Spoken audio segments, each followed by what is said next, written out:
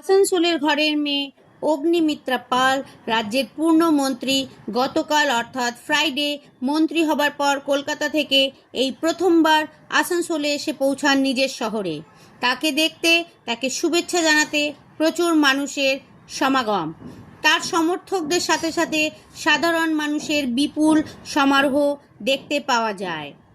পথেই মাঝে মধ্যে দাঁড়িয়ে দাঁড়িয়ে শুভেচ্ছা বিনিময় করেন অগ্নিমিত্রা পাল। তিনি নিজের বাড়ি গিয়ে বাবা ও মায়ের সাথে সময় কাটান। তিনি শুধু আমাদের আসানসোলের গর্ব নন, তিনি আমাদের মহিলাদেরও গর্ব। তিনি আজ এমন জায়গায় পৌঁছেছেন যেখানে পৌঁছাতে তাকে অনেক ঝড়ঝাপটা পার করতে হয়েছিল। চারিদিকে উৎসব উৎসব উৎসব মনে হচ্ছিল।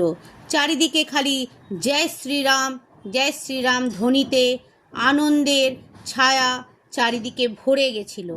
তিনি আসানসোলের চিত্রার সামনে কিছুক্ষণ দাঁড়িয়ে সমস্ত জনগণকে খুব আনন্দ দেন।